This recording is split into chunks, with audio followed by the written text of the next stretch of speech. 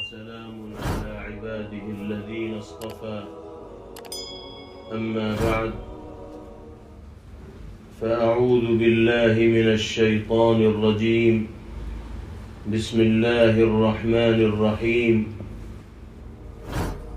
قل بفضل الله وبرحمته فبذلك فليفرحوا هو خير مما يجمعون صدق الله مولانا العلي العظيم۔ ہم سب کے لیے یہ بڑی سعادت، خوشی اور مسرت کا مقام ہے کہ اللہ رب العزت والجلال نے ایک ایسی مجلس و محفل میں شرکت کی توفیق میسر فرمائی جس میں اللہ رب العزت والجلال کے مقدس کلام کی تکمیل ہوئی ہے۔ ایک ہی مرتبہ قرآن پاک کی تکمیل کی مناسبت سے منعقد ہونے والی مجلس میں شرکت اہل ایمان کے لیے سعادت و خیر کا باعث ہوتی ہے، اور اگر کئی قرآن پاک اس مجلس میں مکمل ہو رہے ہوں تو یقیناً اس میں شرکت کی سعادت مزید بڑھ جاتی ہے۔ آج کی اس مجلس میں 10 سے زیادہ 17 بچوں نے ماشاءاللہ، بچیوں نے ماشاءاللہ قرآن پاک کی تکمیل کی ہے۔ اللہ تعالیٰ نے اپنی توفیق سے ہم سب کو اس میں شرکت کی سعادت میسر فرمائی ہے۔ باری تعالیٰ ہماری اور آپ کی شرکت کو قبول فرمائے اور ان بچیوں کو قرآن پاک کا حق ادا کرنے کی توفیق مرحمت فرمائے۔ ان کی معلمہ کو اللہ رب العزت والجلال جزائے خیر مرحمت فرمائے۔ قرآن کریم میں اللہ رب العزت والجلال نے اپنے مقدس کلام کی عظمت و اہمیت کو بیان کرتے ہوئے ارشاد فرمایا ہے، قل بفضل اللہ وبرحمتہ فبذلک فلیفرحوا۔ یہ سب کا سب قرآن مقدس، اس کو پڑھنے کا سلیقہ، اس کی تلاوت کا موقع، اس کی تکمیل کی مجلس میں شرکت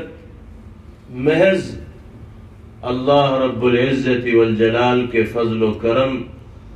رحمت و مہربانی کا نتیجہ ہے۔ ایسے مواقع پر لوگوں کو خوشی منانی چاہیے۔ هو خیر مما یجمعون۔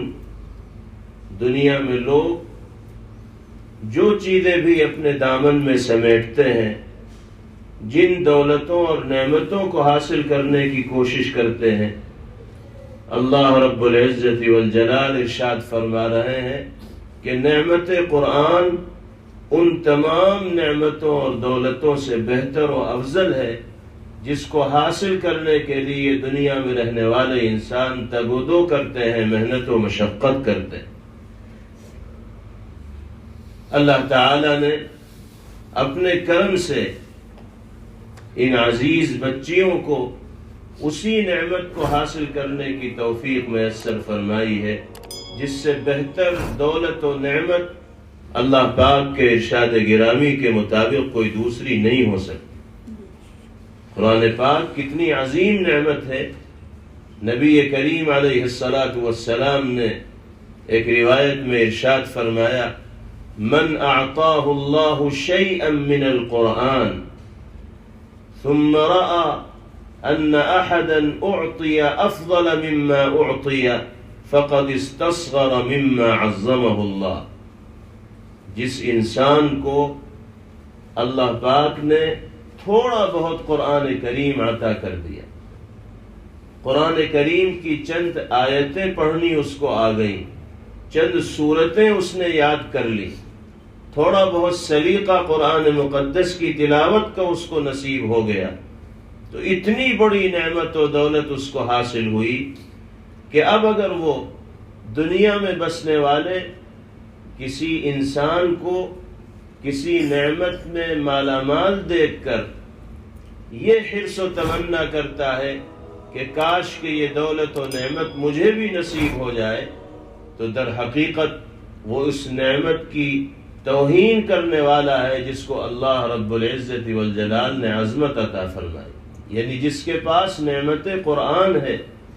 جس کا دل دولت قرآن سے معمور و منور ہے،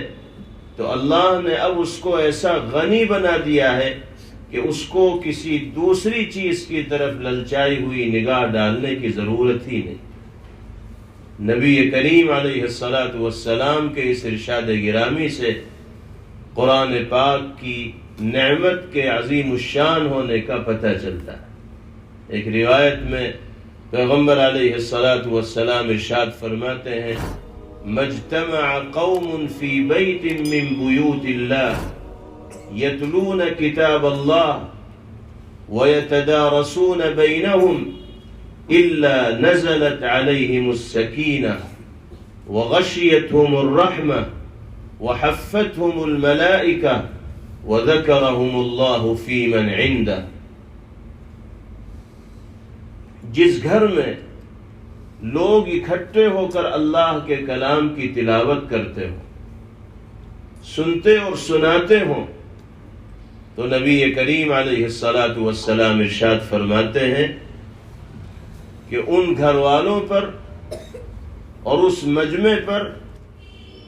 ان بچوں اور بچیوں پر، ان لوگوں پر اللہ پاک کی جانب سے سکینت کا نزول ہوتا ہے، رحمت الہیہ ان کو ڈھانپ لیتی ہے، فرشتے ان کو اپنے گھیرے میں لے لیتے ہیں، اور اللہ رب العزت والجلال ایسے خوش نصیب لوگوں کا تذکرہ اپنے پاس موجود مخلوق کے درمیان فرماتے ہیں، یعنی ملائکہ اور فرشتوں کے درمیان اللہ رب العزت والجلال ان لوگوں کا تذکرہ فرماتے ہیں جو قرآن پاک کی تلاوت میں، پڑھنے پڑھانے میں، سننے سنانے میں مشغول ہوتے ہیں۔ یہ ہے قرآن کریم کی عظمت۔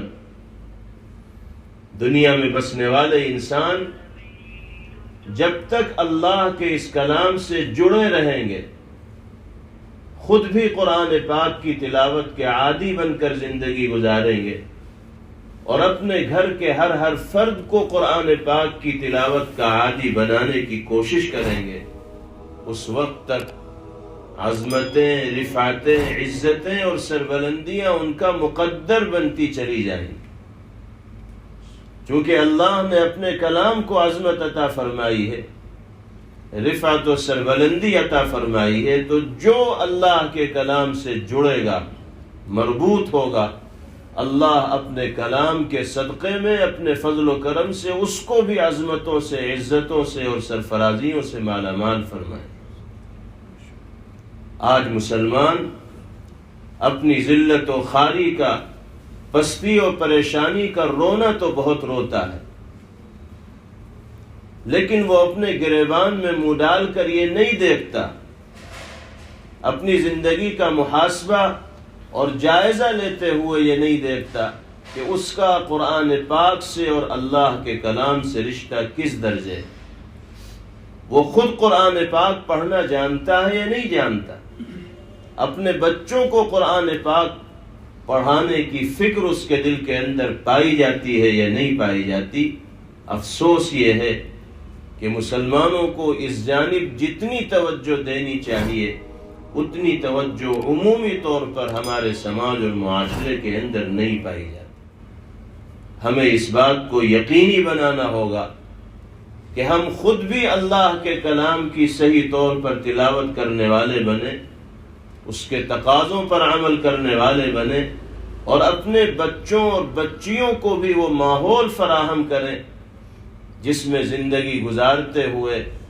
وہ قرآن پاک کے حق کو ادا کرنے والے بنے، قرآن پاک سے شغف اور تعلق رکھنے والے بنے، قرآن پاک کی تلاوت اور اس کے تقاضوں پر عمل کرنے والے بنے۔ حضرت مفتی صاحب دامت برکاتہم کے گھر میں ان بچیوں کو ماشاءاللہ وہ ماحول میسر ہوا، وہ تعلیم و تربیت نصیب ہوئی، جس کے نتیجے میں بہترین انداز میں ہمارے سامنے ان چھوٹی چھوٹی بچیوں نے قرآن پاک کی تلاوت کی ہے۔ اسی طرح کا ماحول ہمارے محلوں کے اندر، ہماری بستیوں کے اندر، ہمارے گھروں کے اندر ہونا چاہیے، اور اس بات کو یقینی بنانا چاہیے کہ کوئی چھوٹے سے چھوٹا بچہ، بڑے سے بڑا فرد ایسا نہ رہ جائے جو قرآن کریم سے تعلق رکھنے والا اور اس کے حق کو ادا کرنے والا نہ ہو۔ نبی کریم علیہ الصلاۃ والسلام نے اس دنیا سے پردہ فرماتے وقت نصیحت فرمائی تھی صحابہ کرام رضوان اللہ علیہم اجمعین کو کہ ترکت فیکم امرین لن تضلوا ما تمسکتم بہما کتاب اللہ وسنت رسولہ۔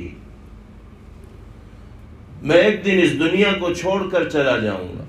نہ کوئی ہمیشہ دنیا میں رہنے کے لیے آیا ہے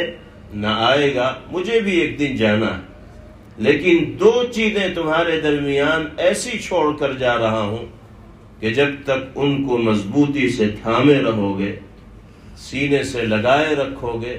عملی زندگی میں جگہ دو گے، دنیا کی کوئی طاقت تمہیں کامیابی کے راستے سے ہٹا نہیں سکتی، تمہارے ضمیر کا سودا نہیں کر سکتی، تمہیں ناکام اور نامراد نہیں کر سکتی۔ جب تک ان دو کھونٹوں سے تم اپنی رسی کو مضبوطی کے ساتھ باندھے رکھو گے تو کوئی تمہیں کامیابی کی منزل تک پہنچنے سے روکنے میں کامیاب نہیں ہو پائے گا۔ وہ دو چیزیں کیا ہیں؟ نمبر 1 کتاب اللہ قرآن کریم، نمبر 2 سنت رسولہ نبی کریم علیہ الصلاۃ والسلام کا مبارک اور پاکیزہ طریقہ۔ اللہ تعالی ہم سب کو ان دونوں بنیادوں کے ساتھ